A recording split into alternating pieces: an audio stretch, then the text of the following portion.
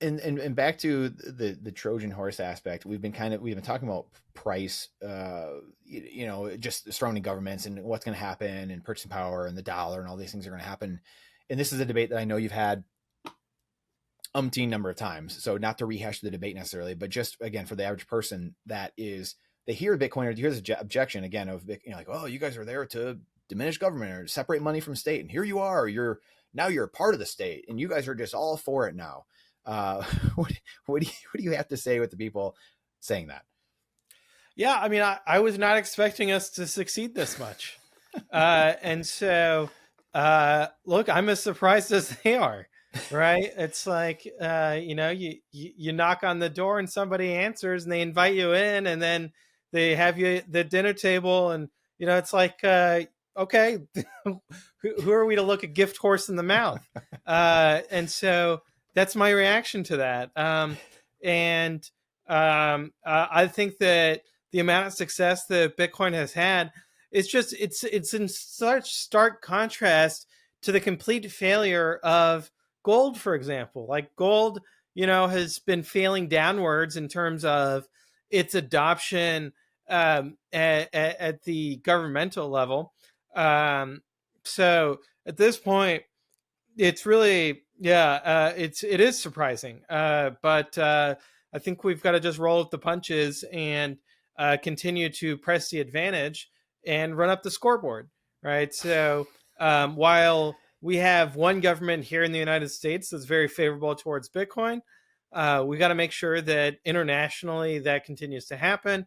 We have to get the IMF on board. We've got to get, the World Bank, the BIS, all of these institutions that so far they've been pretty lukewarm on Bitcoin. We got to continue orange pilling, and I don't see it as like selling out in the sense that, look, the Bitcoin itself has not changed, right? And so I think Bitcoin is changing all of these institutions. It's changing these governments and giving them a new set of incentives, which are way better than the old set. And so I think that's how the improvement happens. It's not by us, raging against the machine and being edgy about anarchism that we're actually going to get more liberty for people. I think it's just about finding the ways to continue to educate about Bitcoin, because ultimately Bitcoin's incentives are what changes the behavior of these entities. Yeah, so beautifully said. Do you think that these entities like the IMF, World Bank, BIS, Bank of International Settlements, etc., do you think that they just die a slow death over time? I mean, like we've been kind of saying, it's not going to like, oh, hey, we're buying Bitcoin and like these things happen. These things don't happen overnight. So do you think this is over the course of 50 years, 100 years, these things just lose their there's at the end of the day, there's no point for them eventually. So like, do they just die slow deaths, or what do these entities look like in the future? They could find a way to keep themselves relevant. They would start by buying Bitcoin. That would be, and so, and that maybe that would actually cause them to adhere to their fundamental, like Mandates, why yeah. they were founded to begin with. And so, if the IMF really is about, hey, we're going to lend out Bitcoin to developing countries to help them, become independent, that would be great. I can argue against that. If the Bank for International Settlements was like, hey, we're going to help financial institutions all around the world, be able to send Bitcoin to each other, hey, great. If they've got, a value add there, then people will use them. Banks will use them. If they don't, banks won't use them. And so I think that it's on them to find how their mission fits into the Bitcoin world and to Bitcoinize themselves. Otherwise, yeah, they'll be disintermediated and they'll become irrelevant over time, or they'll be replaced by institutions that are better at approaching Bitcoin and having a constructive view on it. What's your biggest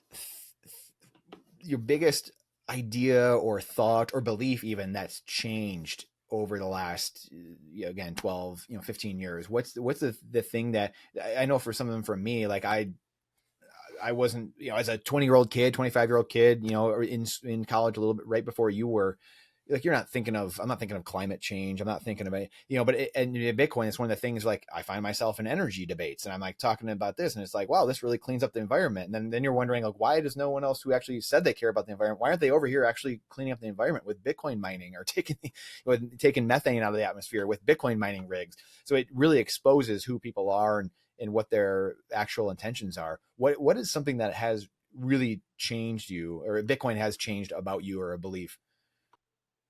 Yeah, I was already very cynical about the environmentalist movement when I learned about Bitcoin, so that did not change. Yeah. Um, I think Same. that what I think changed for me was just seeing the experience of, hey, using these new social media tools that we have on the internet, you can get your message out, and so that's something that I would have thought that we would need to have like official spokespeople to go on mainstream media and to Mm. represent Bitcoin. But it turns out that mainstream media has become irrelevant, and that you can reach a much bigger audience on YouTube, on Twitter X, on LinkedIn, and so that's changed. On the Bitcoin side, what's changed the most for me was I had always had this in my mind that people would be interested in making money, and so they would look past the volatility, and so it's like, okay, well, yeah, it's volatile, but it has lots of upside, so that's fine. It turns out, though, that lots of people either are too risk averse, and so even though they see the upside, they don't their brains cannot handle the 80% drawdown, and so either they panic sell long before that, or they just never get involved at all. Even though they might think Bitcoin's a great idea, financially they can't handle it. The number is too volatile. On the other end, all the people who they understand Bitcoin, they like Bitcoin, but they want to try to find a way to outperform it, and so they are going into Solana and Ethereum. They don't even believe in those things. They'll say, I'm trading to stack more sats. And so it's kind of this bizarre, cynical world. And that's, been surprising to me, and learning from that. So I was kind of telling you before, I came 2016 or 2016, 2018, just in there. I can't remember exactly. I remember 2016, 2017, really studying stuff. And I think of 2017, 2018, we started buying. And at the same time, I was fortunately buying mainly Bitcoin, but I went down the altcoin path of just, like, as a former real estate investor, hockey player turned real estate investor for 10 years. It was just the investor mindset of, like, I'm just going to position size and just get a bunch of these, because I don't know what's going to play out. My education isn't to that standard yet, to the level yet. And then as it increased over the next couple of years, by 2020, it was very evident and converted everything to Bitcoin. And in saying all this, because you kind of alluded to this, like, you're trying to find unit cost bias. There's all these different things that push people into other cryptos. Um, is that the reason that this keeps coming back up? Like, you had to beat off, I don't know how many XRP bots and all kinds of over the last couple months because of the strategic Bitcoin reserve. Why is it that we keep having to deal after years? It's been, what, 12 years, I think, for XRP or whatever it's been. Why are these things continually coming back up? What are people not seeing? That there are a lot of people over here that see what's going on, and there's a whole bunch of people that clearly they're blind. They have scales on their eyes for some reason. Why is this a thing still?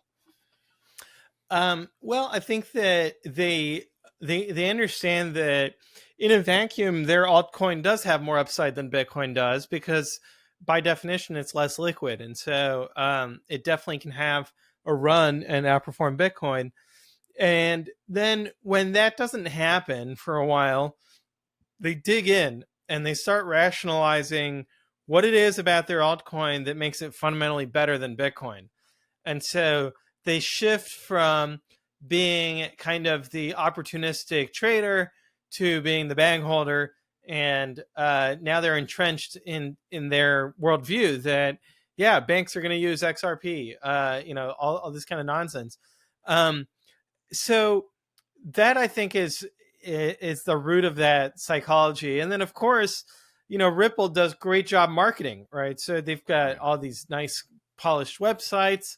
They also do a good job of coordinating their community. So they'll post in a forum, hey, here's Pierre's engagement X farming type tweet. Can you guys pile on it, and you'll get like 10 XRP or whatever. And so it's very mercenary in that way. If you like that clip, then you definitely got to check out this next spicy clip. I think you're really going to like it. Come on, check it out. But if you want the full version, the full interview, then check that out over here. Come on, do it. I'll see you in there.